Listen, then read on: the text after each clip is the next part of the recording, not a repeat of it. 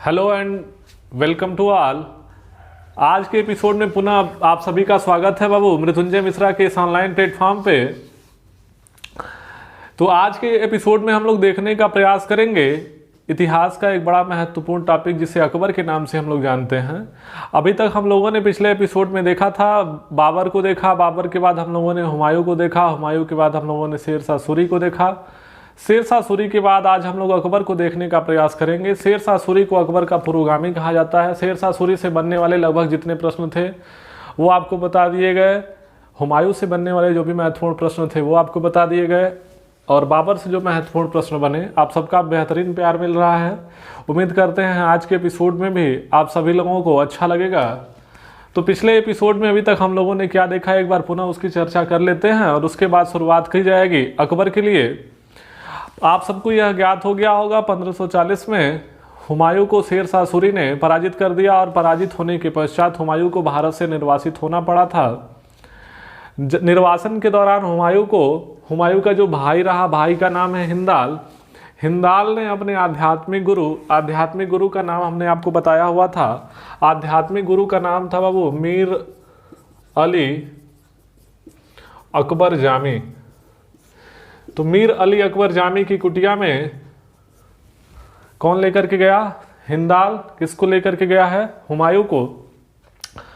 और हुमायूं की निगाह मिलती है उस समय मीर अली अकबर जामी की कुटिया में इनकी बिटिया से, और पहली नज़र में दिल दे बैठते हैं अपने हुमायूं मियाँ। कहने का अभिप्राय ये है कि भागते हुए हुमायूं विवाह करेंगे हमीदा बानो बेगम से। 1541 ईस्वी में इनका विवाह होगा, और 1542 ईस्वी में सिंध के अमरकोट प्रांत के अमरकोट में, यहाँ पर तत्कालीन समय में एक हिंदू शासक है जिनका नाम है बाबू राणा बीरसाल। इन्हीं राणा बीरसाल के महल में हमीदा बानो बेगम के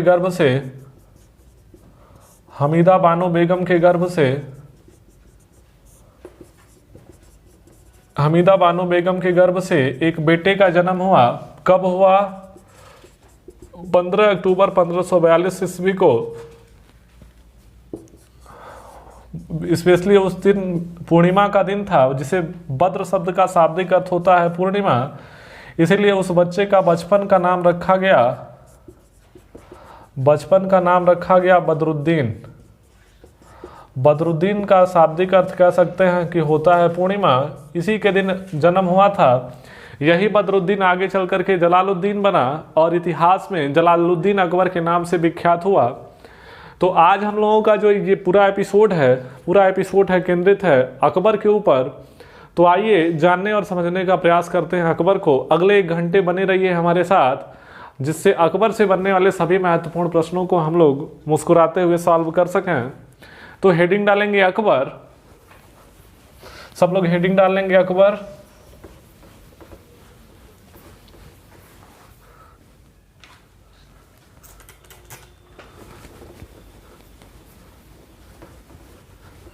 हेडिंग डालें अकबर।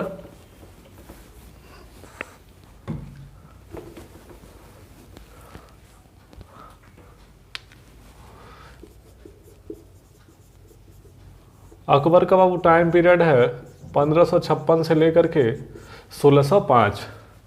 सबसे पहला प्रश्न अकबर से पूछा जाएगा कि अकबर का जन्म कब हुआ है, तो आप बता देंगे 15 अक्टूबर 1542 ईस्वी को। 15 अक्टूबर 1542 ईस्वी को सिंध के अमरकोट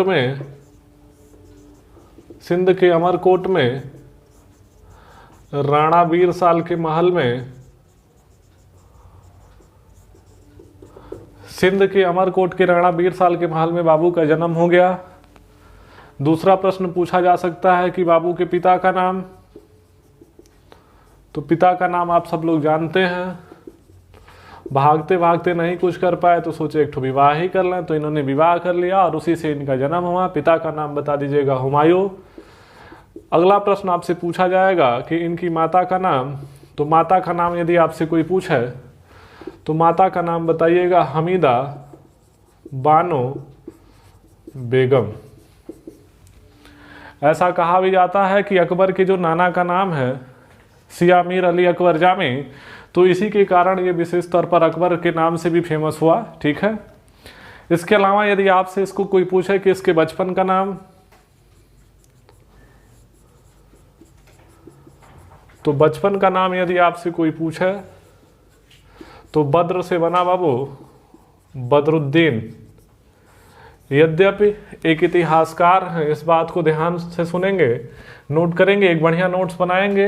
एक इतिहासकार हैं, इतिहासकार का नाम है स्मिथ। स्मिथ ने यह स्वीकार नहीं किया है, स्मिथ का ऐसा कहना है, स्मिथ ने यह स्वीकार नहीं किया है। स्मिथ का ऐसा कहना है कि इसके बचपन का नाम बदरुद्दीन नहीं हुआ करता था, इसका नाम जो है बाबू जलालुद्दीन रहा है।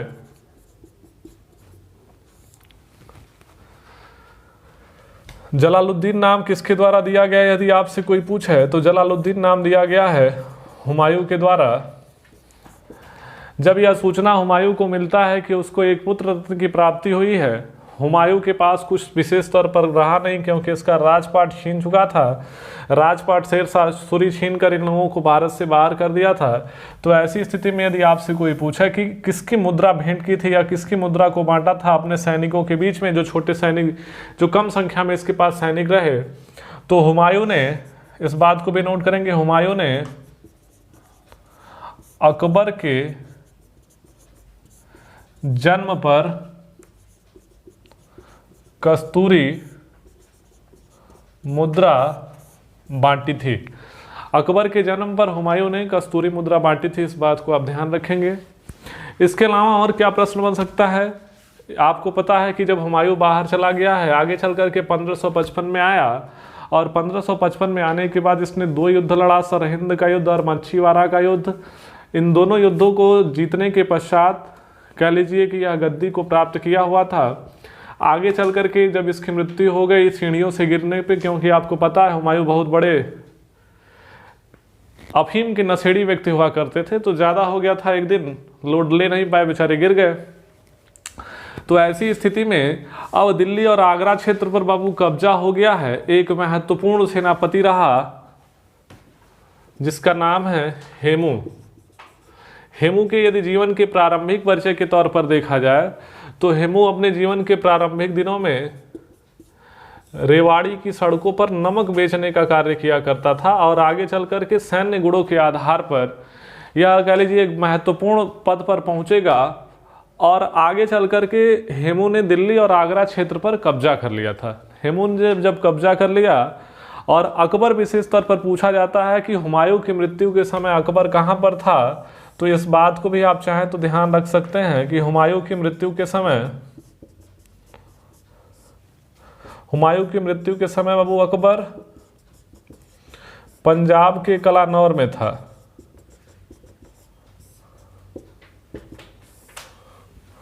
हुमायूं जो है पंजाब के कलानौर में हुआ करता था। हुमायूं की मृत्यु के समय अकबर पंजाब के कलानौर में, हुमायूं की मृत्यु हो गई है। दिल्ली और आगरा क्षेत्र पर अब धीरे धीरे नियंत्रण स्थापित कर लिया है किसने? हेमू ने। अकबर पंजाब में है, अब इसके पास 2 ऑप्शन बनता है, या तो ये यहाँ से प्रस्थान करे, दिल्ली और आगरा की तरफ कूच करे, या तो पंजाब क्षेत्र को भी यह छोड़ करके भागे, जैसा कि इसको प्लान दिया गया। लेकिन बैरम खां कह लीजिए कहानी में ट्विस्ट लेकर के आएगा, और बैरम खां अकबर को भरोसा दिलाते हुए कि हम लोग विशेष तौर पर विजयी हो जाएंगे। इसी बात को लेकर के इतिहास में एक मैटर होगा, उस मैटर को हम लोग जानते हैं बाबू पानीपत के द्वितीय युद्ध के नाम से। तो अभी तक हम लोगों ने विशेष तौर पर क्या देखा? अकबर के प्रारंभिक परिचय में हमने इनके माता पिता इत्यादि का नाम बता दिया, इनके बचपन का क्या क्या नाम रहा ये बता दिया। प्रारंभिक परिचय में ही कुछ देख लेते हैं अकबर की उपाधियों के संबंध में। इसका हम हट जाते हैं किनारे, इसका एक स्क्रीनशॉट ले लेंगे, फिर आगे देखेंगे।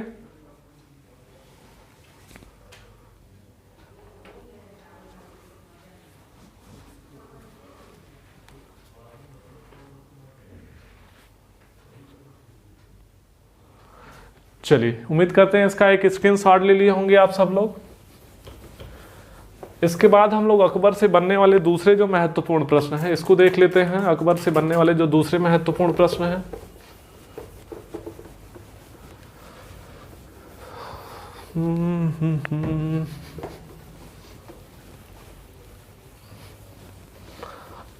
अकबर। तमाम आपको अकबर की प्रेम कहानी बताएंगे। जहांगीर को यूं ही बदनाम कर दिया गया है अनारकली के लिए। अपने अकबर मियाँ भी कम दीवाने नहीं थे। यदि आप इस एपिसोड को देखेंगे तो ये कहानी जान पाएंगे। तो बने रहिए हमारे साथ। आइए हेडिंग डालेंगे। हम लोग चैप्टर पढ़ रहे हैं बाबू अकबर। अब हेडिंग डालेंगे महत्वपूर्ण उपाधियां।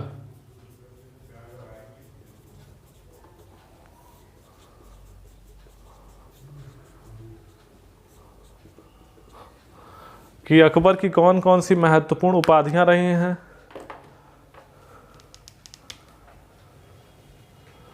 सबसे पहला एक उपाधि के तौर पर कह सकते हैं, इसकी एक उपाधि रही है जगदीश्वर। यदि आपसे एग्जामिनर पूछे कि जगदीश्वर इसको किसने माना है तो बता देंगे प्रजा ने इसे जगदीश्वर माना है। नेक्स्ट पॉइंट विशेष तौर पर महत्वपूर्ण उपाधियों में वो एक विद्वान है जिनका नाम है आरपी त्रिपाठी महोदय। आरपी त्रिपाठी महोदय ने अकबर को कहा है कि अकबर अपने युग की संतान एवं पिता। तो लिखेंगे अपने युग की संतान एवं पिता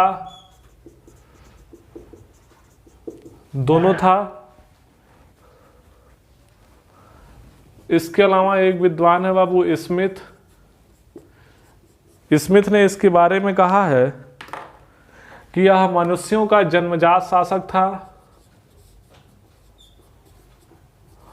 मनुष्यों का जन्मजात शासक। इसके अलावा एक विद्वान है, विद्वान का नाम है एल्फिंस्टन। एल्फिंस्टन महोदय ने इसे मध्यकालीन भारत का प्रथम राष्ट्रीय शासक बताया है। मध्यकालीन भारत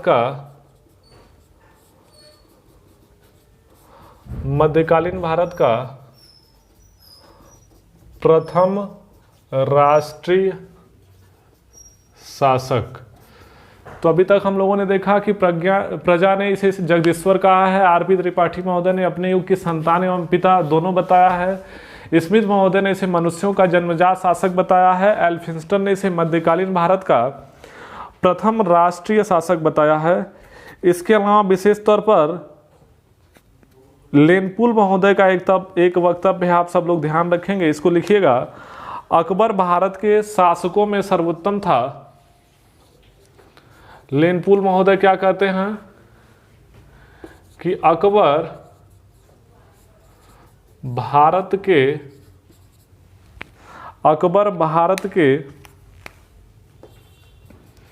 शासकों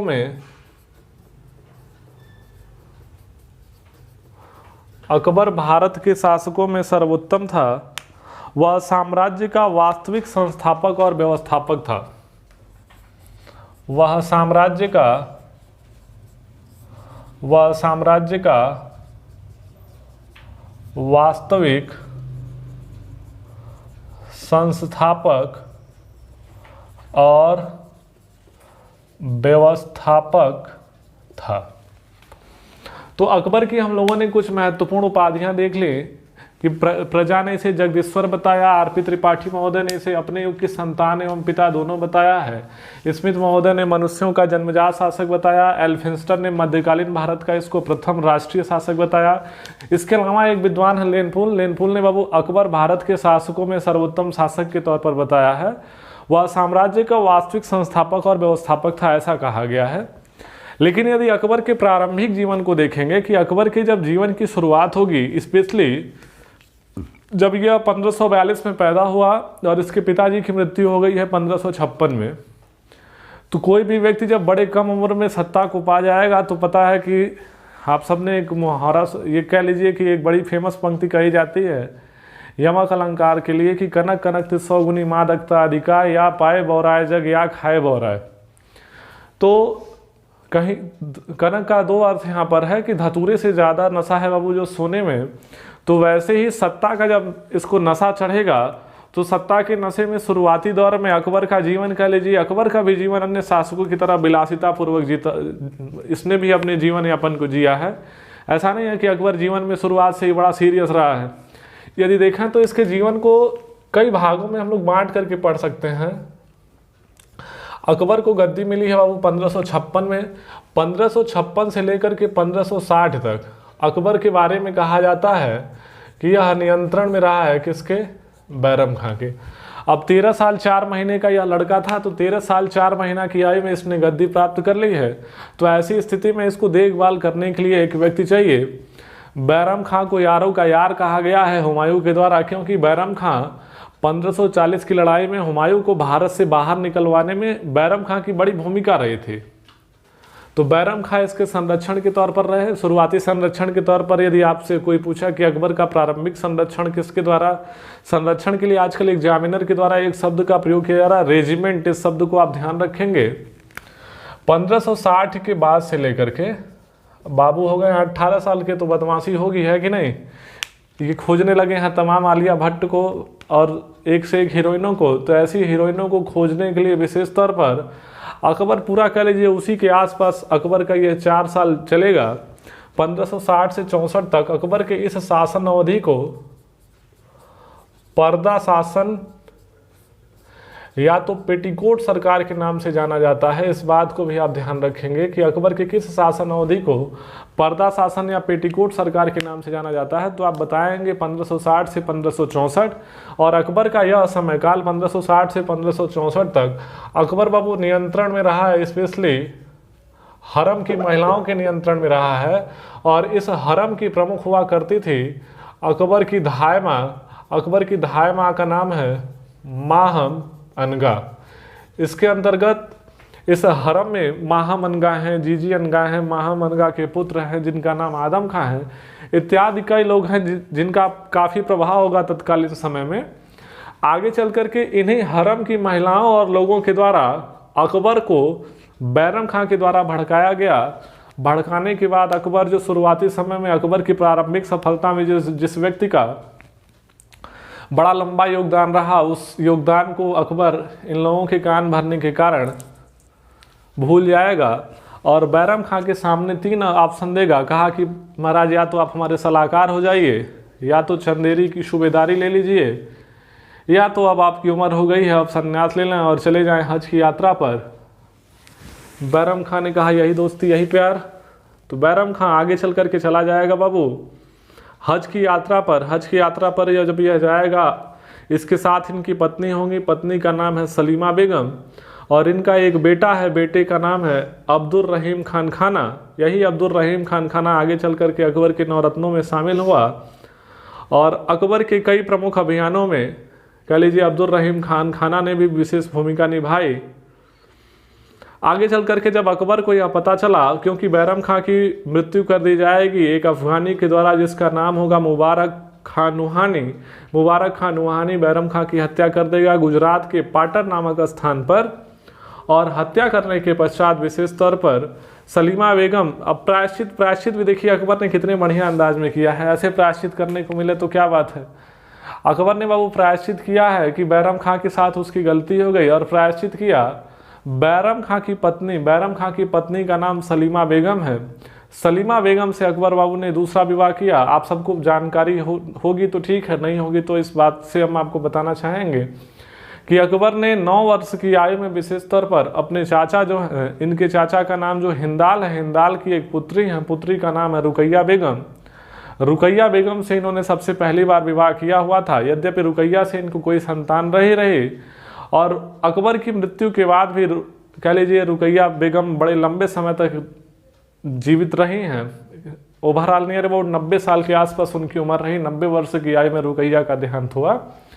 तो रुकैया बेगम, उसके बाद आगे चल करके अकबर ने सलीमा बेगम से विवाह कर लिया। इसके अलावा आगे चल करके बाबू इनका विवाह होगा जिसको हरखाबाई या मरियम उज जमानी या तो जोधाबाई के नाम से जाना जाएगा और इसी का एक वंशज अकबर का एक बेटा जन्मेगा। ये सब कहानी हम लोग देखेंगे धीरे धीरे करके। उम्मीद करते हैं यहाँ तक की बात क्लियर हो गई हो। यदि यहाँ तक की बात क्लियर हो गई हो तो इसका एक स्क्रीनशॉट ले लेंगे, उसके आगे फिर देखा जाए।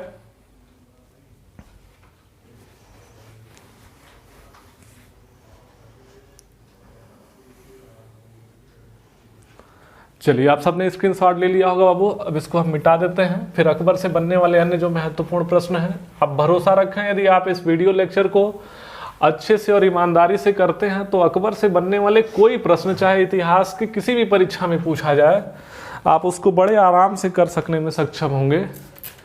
यदि आप इस वीडियो लेक्चर को देखने के बाद आप प्रीवियस ईयर के पेपर को उठा करके सॉल्व करें तो लगभग सारे प्रश्न आपको बन जाएंगे।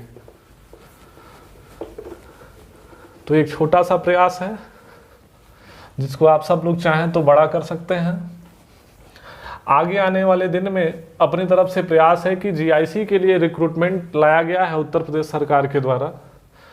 तो जीआईसी में प्री एग्जाम में जीएस का जो पोर्शन है 40 नंबर का है, प्रयास किया जाएगा कि उसके लिए भी कुछ व्यवस्था की जाए।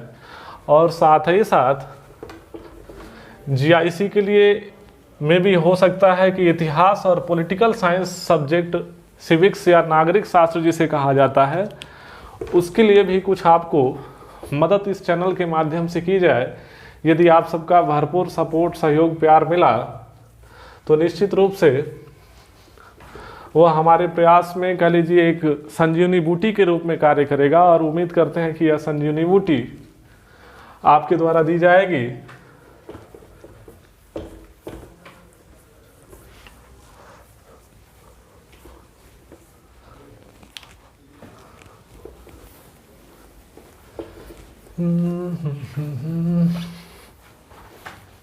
चलिए,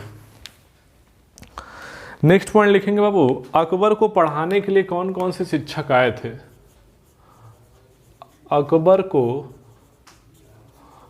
पढ़ाने के लिए, हेडिंग डालेंगे अकबर को पढ़ाने के लिए शिक्षक। सबसे पहले शिक्षक के तौर पर यदि देखा जाए तो एक व्यक्ति हैं जिनका नाम है असमुद्दीन। पहला शिक्षक जो आया है अकबर को पढ़ाने के लिए उसका नाम है असमुद्दीन इब्राहिम। दूसरे शिक्षक जो आए हैं बाबू उनका नाम है मौलाना नामजिद। मौलाना नामजिद के बाद बाबू आए अब्दुल कादिर। लेकिन अकबर भी अपने कम ढीठ और मनबड़ नहीं है, सब मास्टर आ रहे हैं, सबको गरिया के भगा दे रहे हैं। और चौथे एक व्यक्ति आएंगे जिनका नाम है मौलाना अब्दुल लतीफ़। तो अकबर को पढ़ाने के लिए 4 शिक्षकों की व्यवस्था की गई। एक का नाम है असमुद्दीन इब्राहिम, दूसरे का नाम है मौलाना नामजिद, तीसरे का नाम है अब्दुल कादिर और चौथे का नाम है मौलाना अब्दुल लतीफ़। अब यहाँ से एग्जामिनर जो आपको प्रश्न पूछेगा, पहले तो यहाँ पे वनडे एग्जाम में ये प्रश्न विशेष तौर पर बड़े कम संभावना होगी पूछने की। यदि पूछा जाएगा तो इनका नाम विशेष तौर पर पूछा जा सकता है, इस बात को आप ध्यान रखेंगे, मौलाना अब्दुल लतीफ़। यदि कभी कठिन प्रश्न यहाँ से बनेगा तो आपसे पूछा जा सकता है कि अकबर को पढ़ाने के लिए कुछ हद तक आंशिक तौर पर सफल हो पाया था, तो आप बता देंगे कि कुछ हद तक सफल हो पाए हैं। हालांकि अकबर के बारे में कहा जाता है यह निरक्षर शासक रहा, यह इसके पास कोई शिक्षा नहीं रही, कुछ हद तक सफल। बाकी ये जो तीनों अध्यापक हैं, ये तीनों अध्यापक बाबू असफल हुए हैं, अकबर को कोई शिक्षा यह दे नहीं पाए। अगली बात लिखेंगे कि 9 वर्ष की उम्र में यह गजनी और फिर बाबू लाहौर का सूबेदार बना। अगली बात ये महत्वपूर्ण है, इस बात को ध्यान रखेंगे कि 9 वर्ष की उम्र में, यानी 1542 में इसका जन्म हुआ है, 1551 ईस्वी में यह गजनी और लाहौर का सूबेदार बना। यदि आपसे अकबर के संरक्षक को प्रश्न पूछा जाए कि अकबर का संरक्षक कौन था, तो अकबर के संरक्षक में सामान्यतः आप बैरम खां का नाम सुने होंगे, लेकिन इसमें एक और महत्वपूर्ण बात जाना है, यदि आपसे कोई अकबर के प्रारंभिक संरक्षक का नाम पूछे तो अकबर के प्रारंभिक संरक्षक में हमने आपको एक नाम बताया, नाम आप याद रखिएगा मुनीम खां। मुनीम खां, आगे चल करके मुनीम खां को हटा दिया गया। मुनीम खां अकबर का एक सौतेला भाई है जिसको मोहम्मद हकीम, मिर्जा हकीम मोहम्मद के नाम से जाना जाता है। तो मुनीम खां को उसकी जिम्मेदारी दे दी जाएगी और इसके संरक्षक के तौर पर यारों का यार, यारों का वफादार जिसको कहा गया है बैरम खां। बैरम खां को यह जिम्मेदारी दी गई कि बैरम खां अकबर को हर एक चीज में ट्रेंड करेंगे। तो यहां तक का एक स्क्रीनशॉट ले लें बाबू, फिर इससे आगे हम लोग बढ़ेंगे।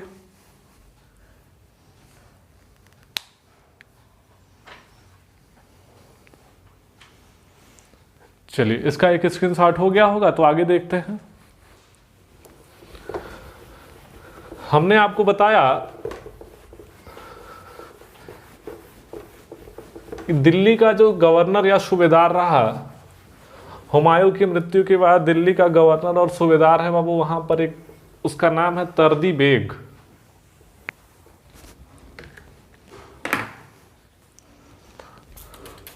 तो हुमायूं की मृत्यु के बाद दिल्ली की सूबेदारी सौंपी गई है तर्दी बेग को, और तर्दी बेग को वहां से मार के भगा देगा। मार करके भगा क्या, ये संसार से भगा दिया। और तर्दी बेग कर हत्या करने के पश्चात दिल्ली पर नियंत्रण कर लिया गया है। किसके द्वारा? हेमू के द्वारा। इस बात को आप ध्यान रखेंगे, तो इस पॉइंट को नोट करेंगे, लिखेंगे हुमायूं की मृत्यु के बाद। इस पॉइंट को नोट करें कि हुमायूं की मृत्यु के बाद, हुमायूं की मृत्यु के बाद तर्दी बेग दिल्ली का, तर्दी बेग नाम लिखिएगा, हुमायूं की मृत्यु के बाद तर्दी बेग दिल्ली का सूबेदार बना।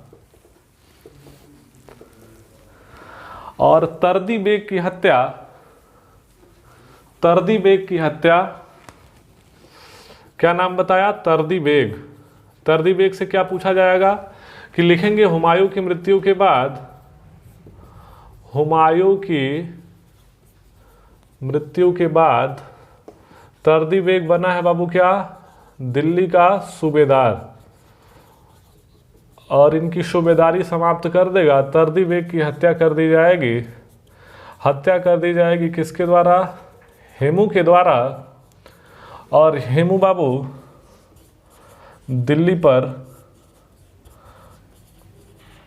कब्जा कर लिया और शासक बन गया। तो मध्यकालीन भारत के दौरान यह अंतिम हिंदू शासक के तौर पर जाना जाता है। अब अकबर के बारे में पूछा जाता है कि हुमायूं की मृत्यु के समय अकबर कहां पर था? तो हुमायूं की मृत्यु के समय, हुमायूं की मृत्यु के समय अकबर पंजाब के कला नौर में था। हुमायूं की मृत्यु के समय अकबर पंजाब के कलानौर में था। कलानौर को अंडरलाइन कर लीजिएगा। अब तो देखा जाए कि अकबर महोदय का राज्याभिषेक कैसे हुआ और राज्याभिषेक के बाद विशेष तौर पर क्या क्या कहानी बनती है, उसको जानने और समझने का प्रयास करते हैं। हेडिंग डालेंगे अकबर का राज्याभिषेक।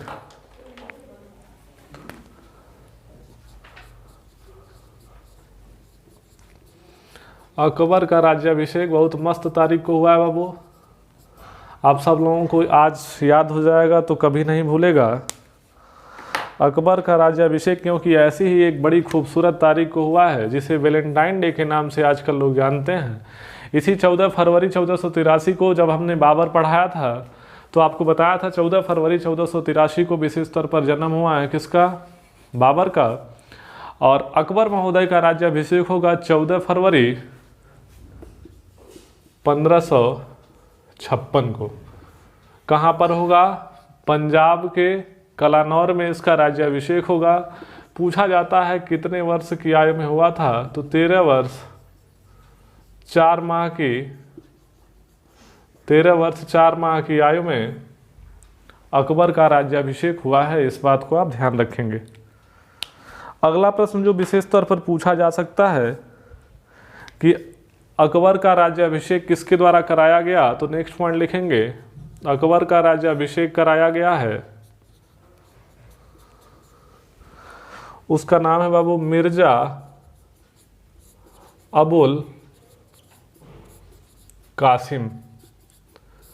मिर्जा अबुल कासिम के द्वारा अकबर का राज्याभिषेक करवाया गया। यद्यपि कामरान के पुत्र के द्वारा इसका विरोध किया गया था, लेकिन विरोध सफल नहीं हो पाया और इसका राज्याभिषेक करवा दिया गया। किसके संरक्षण में इसका राज्याभिषेक करवाया गया है, तो आपको हमने बताया कि इसका जो संरक्षक है उसका नाम है बैरम खां। बैरम खां के भी पिता का नाम पूछा जाता है, तो बैरम खां के पिता का नाम यदि आपसे कोई पूछे तो बैरम खां के पिता का नाम बताइएगा सैफ अली बेग। इसके अलावा बैरम खां की, एक मिनट, बैरम खां के पिता का नाम हो गया। दूसरा प्रश्न जो पूछा जा सकता है बाबू, बैरम खां की जाति पूछी जाती है, तो कराईकुल तुर्क यह हुआ करता था। इस बात को नोट करेंगे कि इसकी जो जाति रही है उसे कराईकुल तुर्क कहा गया है।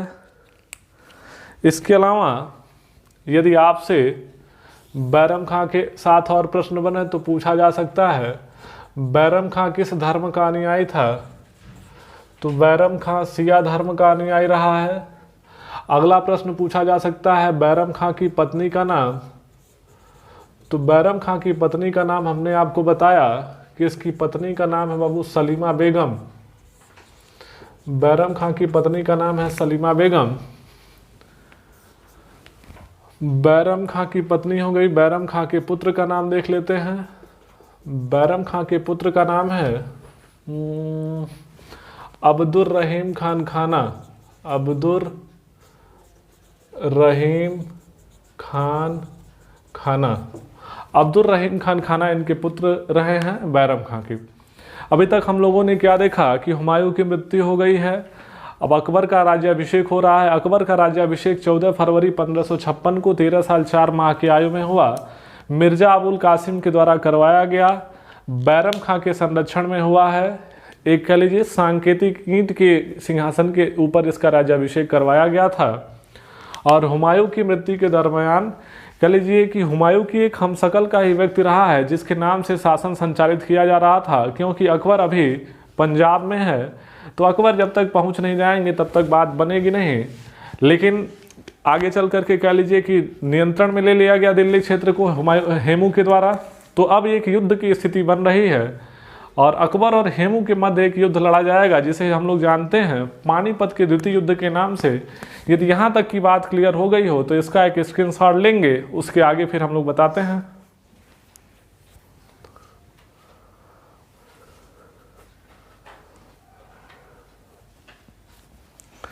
चलिए, इसका एक स्क्रीनशॉट हो गया होगा तो आगे देखते हैं। अब हुआ क्या, दिल्ली की गद्दी पर कब्जा है बाबू किसका, हेमू का। तो अकबर को तत्कालीन समय में जो अमीर सरदार हैं, अमीर सरदारों के द्वारा यह सलाह दी जाएगी कि बाबू हो लौट जाओ, कांधार भाग जाओ, नहीं तो जो हेमू है वो बड़ा सनकी आदमी है और तुम्हारे जैसों को कुछ समझता नहीं है। अकबर भी बाबू अब 13 साल 4 महीना के हैं। अब मुंह देख रहे हैं किसका, बैरम खां का। कहे प्रभु क्या किया जाए, भाग चला जाए कि रुका जाए। अब बैरम खां कहा महाराज एक से एक लड़ाई लड़े हैं, उसमें नहीं भागे तो अब भी भागने की बात तो मत किया करिए।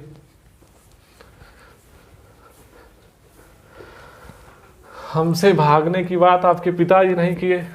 हम लोगों ने इतने कठिन कठिन परिस्थितियों को देखा। तो बैरम खां ही कह लीजिए असली खिलाड़ी रहा, लेकिन इतिहास में कुछ काम ऐसे भी हैं जो कर दिए गए आगे चल करके अकबर के द्वारा। जिसके कारण बहुत सारे इतिहासकारों ने अकबर महान कह दिया है। तो जो भी चीज़ें हों, जो महत्वपूर्ण बातें हैं, जो महत्वपूर्ण प्रश्न हैं, वो हम आपको बताने का प्रयास करते हैं।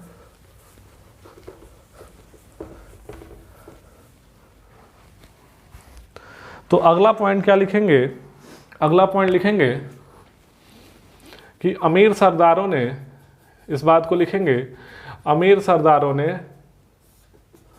अकबर को, अमीर सरदारों ने अकबर को कांधार जाने की सलाह दी थी। लेकिन कांधार जाने के बजाय बैरम खां के कहने पर अब यह कूच करेंगे दिल्ली की ओर, और दिल्ली की ओर कूच करने पर एक मैटर होगा जिसे इतिहास में हम लोग जानते हैं पानीपत के द्वितीय युद्ध के नाम से। तो हेडिंग डालेंगे पानीपत का द्वितीय युद्ध। इसका तारीख आपसे पूछा जाएगा तो इसका तारीख बताइएगा 5 नवंबर 1556 ईस्वी। ये बड़ा महत्वपूर्ण है बाबू, इस बात को ध्यान रखेंगे। 5 नवंबर 1556 ईस्वी को एक लड़ाई लड़ी गई जिसे हम लोग जानते हैं पानीपत के द्वितीय युद्ध के नाम से। यहाँ से क्या क्या चीज़ें बन सकती हैं? पहला प्रश्न पूछा जा सकता है कि पानीपत का द्वितीय युद्ध किसके किसके बीच लड़ा गया है?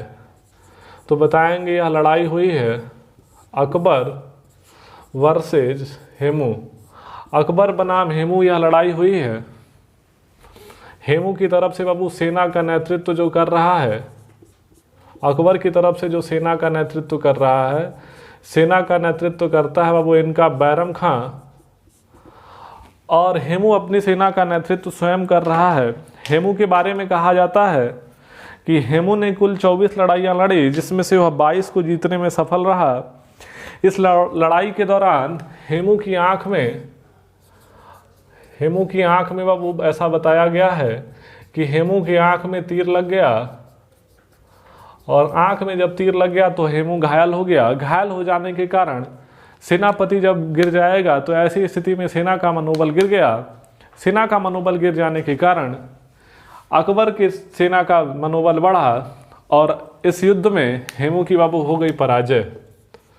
तो हेमू की हो गई पराजय और बैरम खां के नेतृत्व में इस लड़ाई को अकबर की विजय मानी गई, जिस पर विशेष तौर पर एक महत्वपूर्ण विद्वान हैं जिनका नाम है बाबू डॉक्टर आरपी त्रिपाठी। तो आरपी त्रिपाठी महोदय के इस कथन को ध्यान में रखेंगे। आरपी त्रिपाठी महोदय हेमू की हार और अकबर के जीत पर उन्होंने विशेष तौर पर एक सेंटेंस कहा है। हेमू की हार को उन्होंने एक दुर्घटना बताया। आरपी त्रिपाठी महोदय पानीपत के द्वितीय युद्ध को लेकर के क्या कहते हैं, इस बात को आप ध्यान रखेंगे कि हेमू की हार एक दुर्घटना है। हेमू की हार एक दुर्घटना है, जबकि अकबर की विजय मात्र एक संयोग है।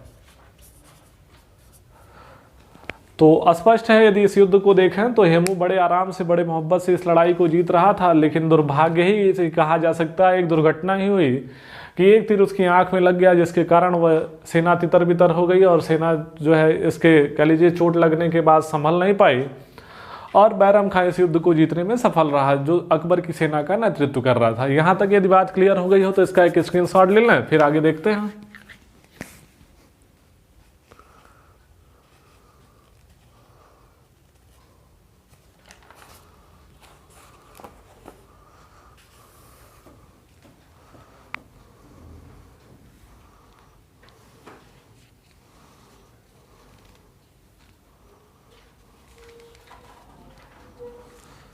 चलिए स्क्रीनशॉट ले लिए हों तो आगे देखते हैं कि क्या क्या चीज़ें होंगी। अब बाबू जब हेमू पराजित हो गया तो अकबर भी बाबू मूड में है, एकदम राजा बन गए हैं, कोई दिक्कत तो है नहीं। फरवरी में इनका राज्याभिषेक हुआ, नवंबर में मार हो गया। मार हो गया तो उस लड़ाई को जीत भी गए हैं। अब ऐसी स्थिति में अब कोई भी अपनी सेना का नेतृत्व करके यदि लड़ाई जिता देगा तो उसका बड़ा नाम होगा ही। तो बैरम खां का प्रभुत्व तो बढ़ रहा है, अकबर के हर कार्य में दखल अंदाजी होगी बैरम खां की। इसीलिए अकबर के प्रारंभिक जीवन पर बैरम खां का नियंत्रण देखा जाता है। यदि आपसे कोई पूछे अकबर के शासन को प्रमुख तौर पर हम लोग 3 भागों में बांट करके पढ़ सकते हैं। अकबर का टोटल शासन रहा है बाबू 1556 से लेकर के 1605, 1556 से लेकर के 1560 ईस्वी तक। अकबर यदि आपसे कोई पूछे किसके नियंत्रण में है तो आप बताएंगे अकबर बैरम खां के नियंत्रण में। दूसरा प्रश्न आपसे पूछा जा सकता है 1560 से 1564, तो स्पेशली यह हरम की महिलाओं के नियंत्रण में है। हरम की महिलाओं के नियंत्रण में या तो प्रभाव में कह सकते हैं, जिसमें से हरम की प्रमुख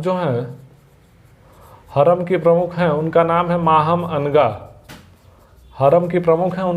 माहम अनगा। और यहाँ से एक महत्वपूर्ण प्रश्न बनता है, यदि आपसे कोई पूछे कि किस शासन अवधि को पर्दा शासन या तो पेटीकोट सरकार के नाम से जाना जाता है, पर्दा शासन या तो पेटीकोट सरकार के नाम से जाना जाता है, तब आप बताएंगे कि 1560 से 1564 ईस्वी तक के शासन अवधि को पर्दा शासन या तो पेटीकोट सरकार के नाम से जाना जाता है। और 1564 के बाद से लेकर के ज़्यादा कुछ तकलीफ में नहीं है और यह स्वतंत्र रूप से है, बस इसके लिए बार बार तकलीफ का कारण बनेगा। इसका एक दीवाना बेटा जिसका नाम है जहांगीर, उसको बड़े ज़बरदस्त ढंग से बार बार मोहब्बत हो जाया करेगी। तो जहांगीर बदनाम है, अपने अकबर मियाँ भी कुछ ऐसे ही हैं। जब रानी रूपमती के बारे में सुनेंगे, ये सब कहानी अभी देखेंगे थोड़ी देर में। यहाँ तक की बात यदि क्लियर हो गई हो तो आगे बढ़ा जाए।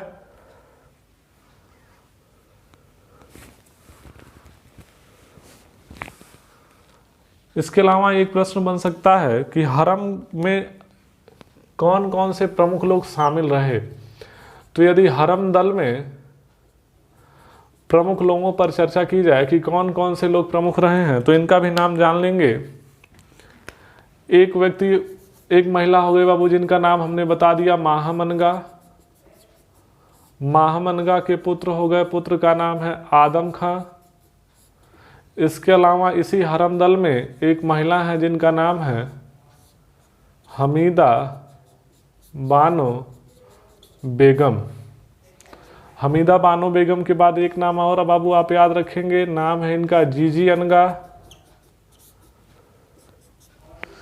जीजी अनगा के बाद आप नाम याद रखिएगा शमसुद्दीन खां का। शमसुद्दीन खां के अलावा आप नाम याद रखिएगा अस्करी का। ये स्पेशली इतने लोग हैं जो हरम दल में हैं।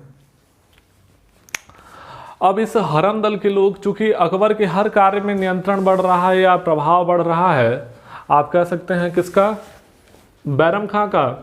तो ऐसी स्थिति में हरम दल के जो लोग हैं वो नहीं चाहते हैं कि बैरम खां का प्रभुत्व या नियंत्रण बढ़े। तो अकबर को बैरम खां के खिलाफ भड़काने का कार्य करता है कौन, ये हरम दल। और अकबर भड़केगा, भड़कने के पश्चात चूँकि बैरम खां के द्वारा विद्रोह कर दिया गया है, क्योंकि अकबर कह लीजिए कि अकबर इस क्षेत्र से निकलेगा और चला जाएगा आगरा, और वहाँ से विशेष तौर पर इसको संदेश भिजवाया जाएगा कि आप 3 प्रमुख चीज़ों को ले लें, 3 में से कोई एक चीज़ आप स्वीकार कर लें। या तो आप चंदेरी की आप सूबेदारी ले लीजिए, या तो आप हमारे व्यक्तिगत सलाहकार हो जाइए, या तो अब आप संन्यास ले लीजिए और चले जाइए हज की यात्रा पर, मक्का मदीना की यात्रा पर चले जाइए। तो बैरम खां बाबू फाइनली डिसाइड करेगा हज की यात्रा पर जाने पर, कहा कि यही जो है सिला मिला है इतनी वफादारी का।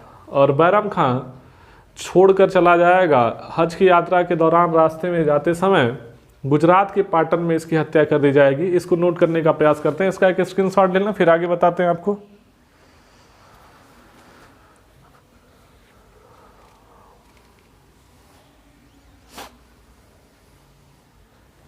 चलिए, आप सबने स्क्रीनशॉट ले लिया होगा। आइए अब इसके आगे देखते हैं।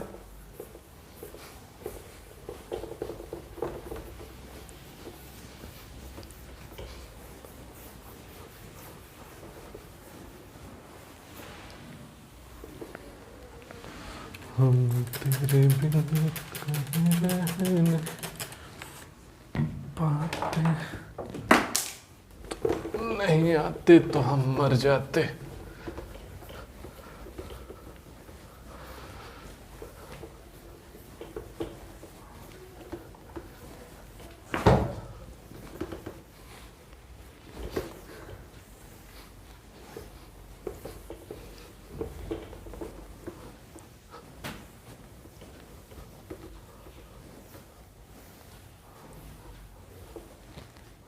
चलिए, तो अगली बात क्या लिखेंगे? अगली बात हमको लिखनी है कि हरमदल, हरमदल में स्पेशली कौन? महामनगा। हरमदल महामनगा, महामनगा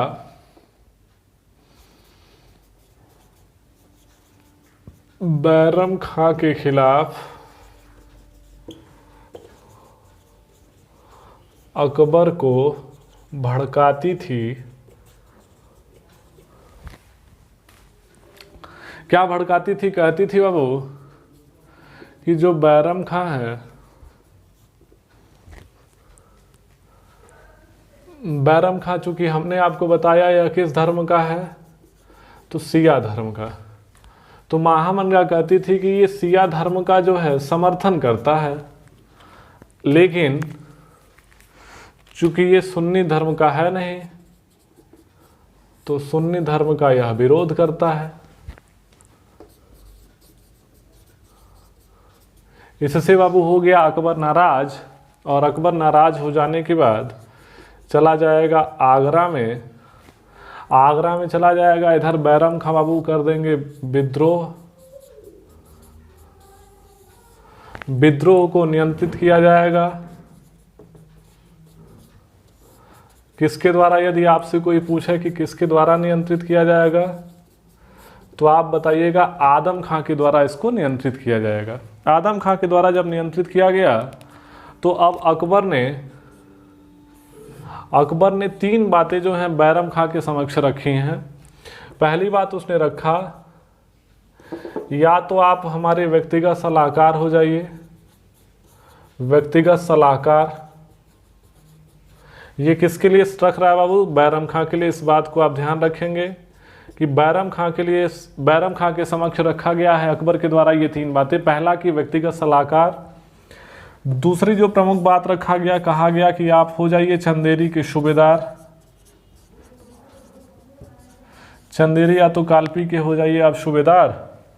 और तीसरा कहे कि प्रभु अब चलिए, बहुत दिन से लड़ रहे हैं, अब चलिए हज की यात्रा पर। तो बैरम खां ने हज की यात्रा को जाना स्वीकार किया। और हज यात्रा पर जाते समय इस बात को आप ध्यान रखेंगे, हज यात्रा पर यार, हज यात्रा पर जाते समय एक अफगानी है, काहे कि लोग बाबू अफगानियों से बड़ा लड़ाई लड़े थे ना, जाते समय अफगानी है जिसका नाम है मुबारक खां नूहानी। मुबारक खां नूहानी के द्वारा गुजरात के पाटन को ध्यान रखेंगे, गुजरात के पाटन में हत्या कर दी जाएगी। हत्या जब हो जाएगी तो अकबर आगे चल कर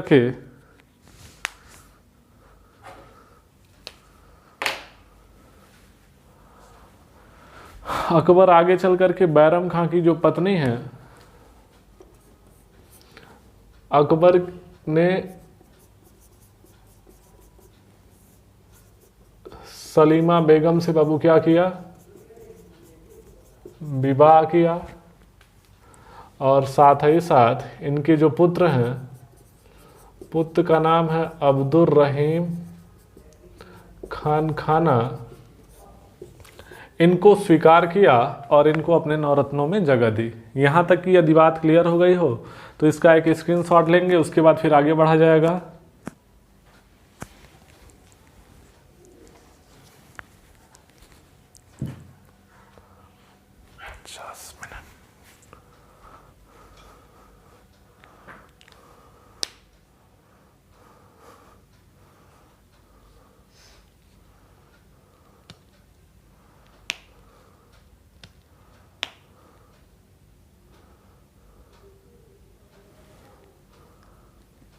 चलिए, इसका स्क्रीनशॉट हो गया तो आगे बढ़ते हैं।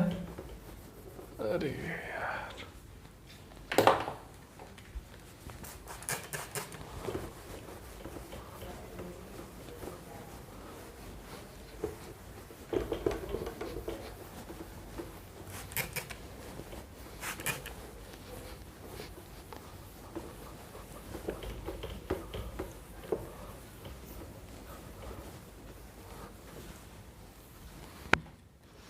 अगली बात क्या पूछी जाएगी आप ध्यान रखेंगे। अब इसकी मृत्यु हो गई, मृत्यु के बाद इसने विवाह कर लिया है। अब तो अकबर के कुछ प्रमुख विवाहों को देख लेते हैं।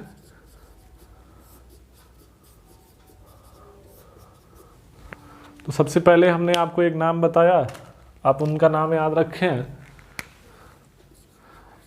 एक इनकी बेगम है वो रुकैया बेगम, एक इनकी बेगम है बाबू, उनका नाम है सलीमा बेगम। एक इनकी बेगम है, उनका नाम है हीर कुंवर। आमेर के राजा की एक पुत्री हैं, इसको भी चाहे तो आप नोट लिख सकते हैं, आमेर या तो जयपुर।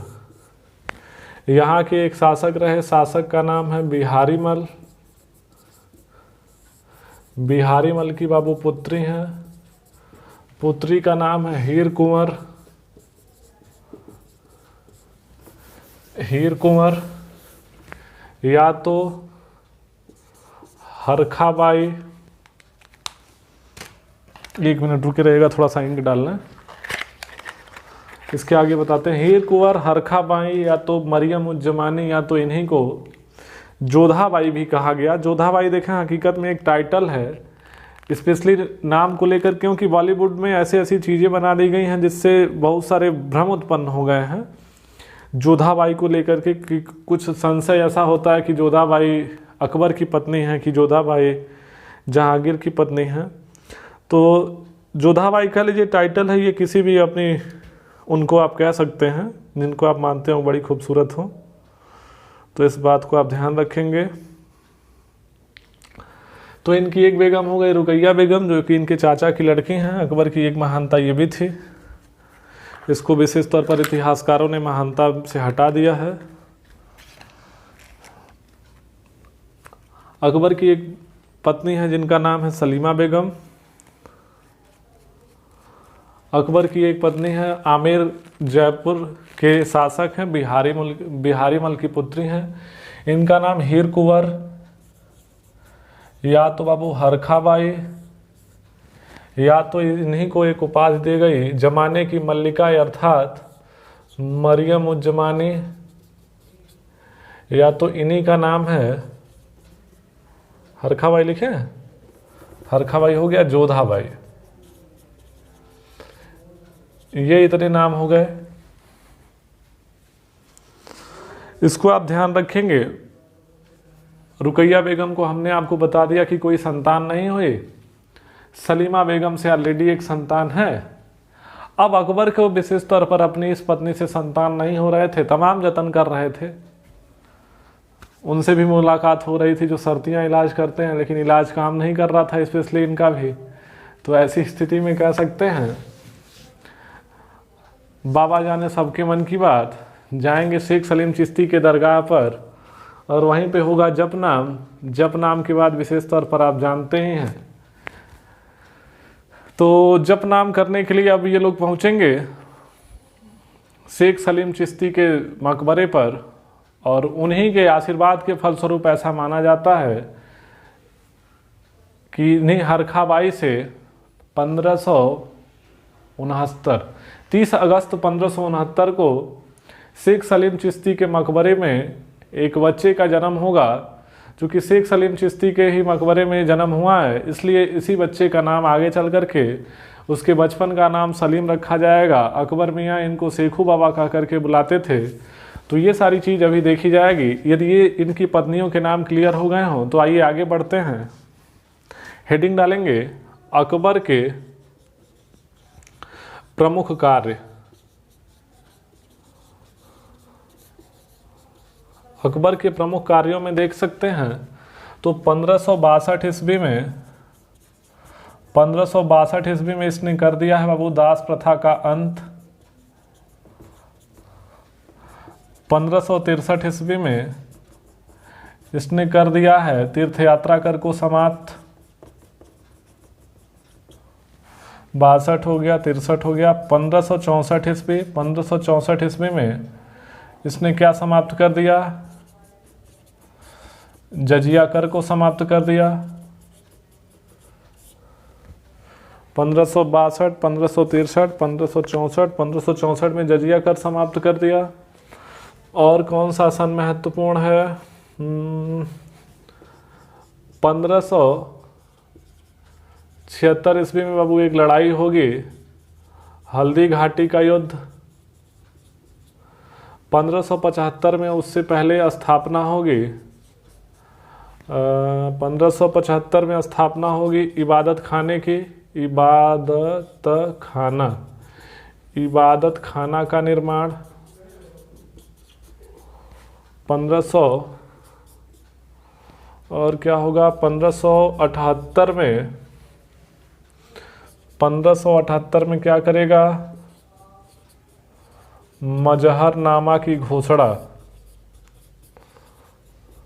एक प्रश्न यहाँ से भी पूछा जा सकता है कि मजहरनामा क्या हुआ करता था। तो मजहरनामा बता देंगे कि यह एक प्रकार का दस्तावेज है जिसके प्रारूप को शेख मुबारक के द्वारा, इस बात को आप ध्यान रखेंगे, नीचे जगह नहीं है, दिखाई नहीं देगा आपको, कि शेख मुबारक के द्वारा मजहरनामा के प्रारूप को बाबू शेख मुबारक के द्वारा तैयार किया गया है, जिसके मुताबिक यह तय किया गया था कि धर्म के सभी मामलों में अकबर प्रमुख होगा। ठीक है, तो मजहरनामा की घोषणा जो है करता है। इसके अलावा 1580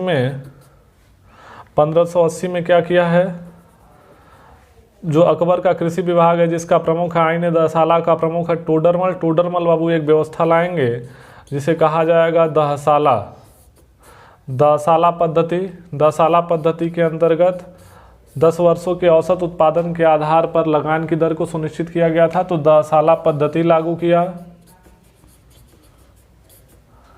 दहसाला पद्धति लागू करने के बाद 1582 ईस्वी में अकबर ने दीन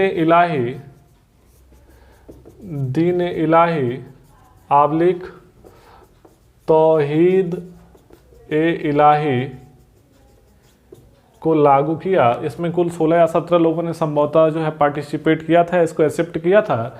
इसमें एकमात्र हिंदू रहा जिसका नाम है बीरबल। आगे हम लोग विशेष तौर पर देखेंगे अकबर के कुछ प्रमुख अभियान, जिसमें अकबर की शुरुआत होगी 1562 ईस्वी से मालवा अभियान। मालवा तत्कालीन समय में बाबू स्वतंत्र रहा है और मालवा का जो प्रशासन देख रहा था, मालवा पर जिसका नियंत्रण हुआ करता था, एक शासक था जिसका नाम था बाज बहादुर। तो बाज बहादुर की एक प्रेमिका है, रानी है, जिनका नाम है रानी रूपमती। तो अकबर अपने दरबार में रानी रूपमती के बारे में सुनते हैं। तत्कालीन समय में बड़ी एक खूबसूरत हीरोइन के तौर पर कह सकते हैं, अभी तक के एपिसोड में हम हीरोइन नहीं आई थी, तो हीरोइन की एंट्री कराते हैं, रानी रूपमती की एंट्री होगी। और रानी रूपमती की खूबसूरती की तारीफ सुनकर अपने अकबर मियाँ को कंट्रोल नहीं होगा। 1500 आप पता है कि 1556 में इनका राज्याभिषेक हुआ है। आगे चल करके जब राजा बन जाएंगे तो तमाम भाई रानी तो चाहिए ही चाहिए। तो ऐसी स्थिति में रानी के प्रयास में ये कहेंगे कि मालवा विशेष तौर पर वहाँ पर प्रशासन नहीं है, कुशासन चल रहा है, लेकिन वास्तविकता ऐसा है, इतिहासकारों ने यह बताया कि मालवा अभियान और कह सकते हैं कि अहमदनगर अभियान और दक्कन भारत के कुछ प्रमुख अभियान जो रानी दुर्गावती के खिलाफ रहे, ये विशेष तौर पर महिलाओं के लिए किए गए थे। तो इसको जानने और सुनने के लिए और अकबर के अन्य सभी अभियानों के लिए, अकबर ने क्या क्या लड़ाइयाँ लड़ी, अकबर के नवरत्नों के लिए और अकबर से बनने वाले अन्य सभी प्रश्नों के लिए बने रहिए हमारे साथ। उम्मीद करते हैं आज का एपिसोड आपको पसंद आया होगा। यदि आपको यह वीडियो लेक्चर अच्छा लगा हो तो लाइक करें, शेयर करें, सब्सक्राइब करें और थंबनेल दबाना ना भूलें। अगले एपिसोड में पुनः मुलाकात होगी on same time on same channel. आप सब बने रहिए हमारे साथ। आप सबका तहे दिल से धन्यवाद। जय हिंद, जय भारत।